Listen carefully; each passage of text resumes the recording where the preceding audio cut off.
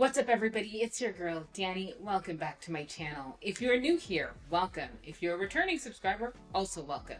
If you haven't subscribed already, be sure to do it so you don't miss a single video. Go ahead, do it right now. Did you do it yet? Let's get into today's video. There's one word I have struggled with a lot in my life, and that is the word submission. Okay, I'm exaggerating, but I actually know I don't like that word. Now, I think a lot of us women tend to not like that word. That word is associated with abuse of power. That word is associated with weakness. I personally have always found women who are submissive to be weaker women. It doesn't mean that's what they are. That's how I've always viewed it. And to require me to be submissive meant that you are asking me to be weak. And I am a strong Black woman. So why would I do that? So to be clear, today I'm speaking about submission from a biblical standpoint. Now, what is submission exactly? So submission is the action or fact of accepting or yielding to a superior authority or person. And so I personally, my experience with submission is what I saw in the home. And that was my father being the leader and my mom being the submissive wife. Often I really felt their relationship, I didn't understand it. And so I questioned a lot of my father's authority. And I actually remember once being like, Mom works just as hard as you do. Why do you get to tell her what to do? And he was like, "That's grown folks' business." Obviously he did not have that voice, but that is exactly, he put me back in my place right there. And it wasn't my place to really ask them about or to meddle in their relationship. But what I saw felt like a lot of control, and I didn't like that. And so very early on, I was like, I'm not subscribing. I'm not letting anybody tell me what to do. So it's really hard for me to say this, to admit it, but I was not a good wife. And I guess, if you could admit it, that's already a first step, because now you could work to improve it for a potential hopeful future, right? And so I recognize now at my big age, although I've been married for so many years, what being a wife really is, like what that requires. And from a biblical perspective, I never really even looked into that. I think my personal experience, and I think a lot of people can relate to this, is that I just wanted the wedding, right? A lot of us, we want the wedding, or for whatever reasons, we want to check the boxes.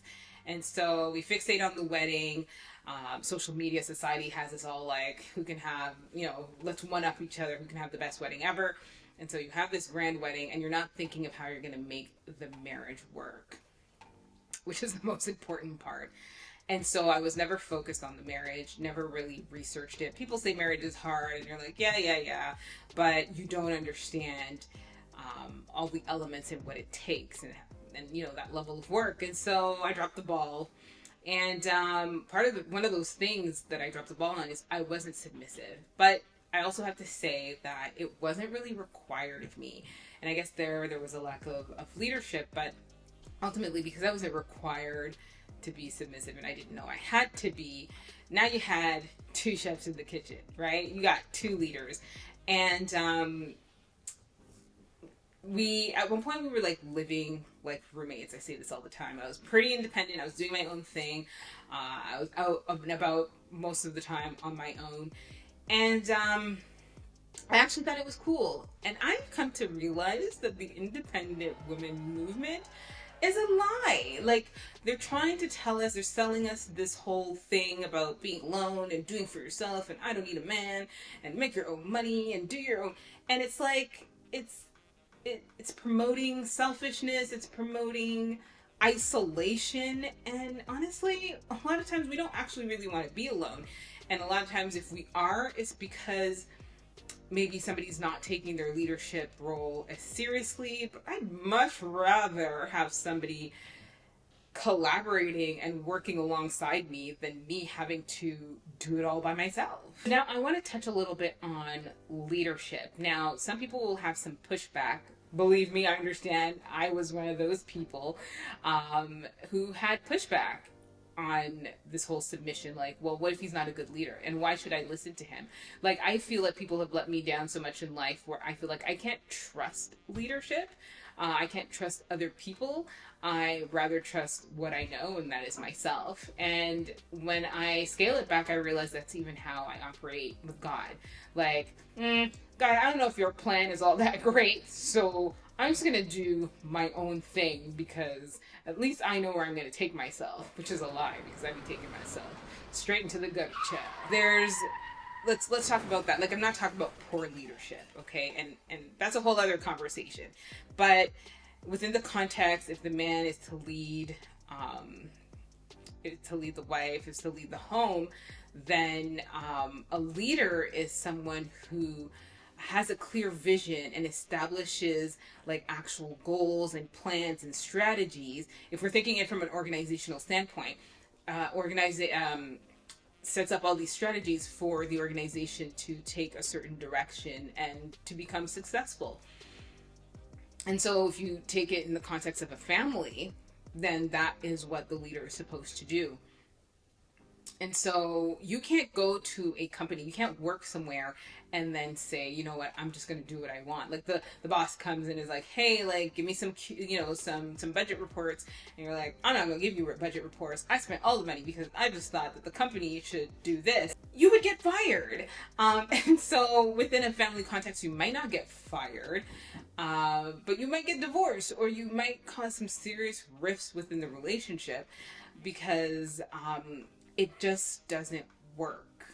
This was another thing that was really hard for me. I remember when I read it and I heard about it, and that is like in Genesis when enter Eve, and God is like, okay, I got you a helper. And I was like, ooh, because we associate these things with what's it called, sexism and toxic masculinity and all that negative stuff. And instead we need to see them from a place where I read this sentence in an article where it was like, rather than seeing it as master slave, seeing it as lover beloved. So it's really a change in the perspective of it being not a negative thing, but rather a good thing, a positive thing. And I'm not talking about the husband being a tyrant and being abusive, because abusive power is usually what we see. I know, I feel like I've seen that growing up, and that's why I was like, I don't want it. But really, it's supposed to be collaborative. It's supposed to be loving. And if the husband's supposed to love his wife, then usually there shouldn't be an issue really with submitting to your husband. Now, it's like I'm saying this and I'm like, who is this woman? Who's talking? Me? Because I was not about it, but I realized in my journey that that is an area where I need to pray and posture my heart to be like, God, please help me get this part, because it's still very unappealing. And that is in like submission to him first, even to be like, not my will but yours. Jesus, take the wheel, but not just like to say it, but to mean it, and hope that he can help me actually be that type of woman. So the more I walk with Jesus and I start to understand more about him, and it's funny because I grew up in a Christian household, but this is the first time in my life where I'm really getting to know him for myself. I am starting to understand a lot of what he said and why he said what he said, and how everything he says is to benefit us and help us have a better life. And so if we only actually apply these things would be so much better. And that's why I wanted to have this conversation. I wanted to post this video because I know that this is an area where I struggle personally, and I know it's a hot button topic, like telling a woman to submit to a man. Yikes! Anyways, that said, that's pretty much it for me for today, but I want you to share in the comments below, like, what strategies or advice was helpful to you navigating the balance between mutual respect and biblical submission in your relationships. Or is this like, you're like, no, I don't subscribe to any of this? Tell me, let's have a conversation. Thank you for joining me on this valuable discussion about biblical submission in marriage. Remember, these conversations are really meant to add insight and to foster understanding. in the growth within our relationships. I really wish I paid attention to them much sooner. So if I could help just even one person just see things a little differently, then that would be more than I can even ask for. Remember to feel free to comment your thoughts and experiences below. If you found this video helpful, don't forget to give it a thumbs up, share, and again, if you haven't already done so, subscribe for more insightful conversations. Until next time, may your relationships be guided by love, mutual respect, and a deeper understanding of each other's perspectives. Until next time, bye for now.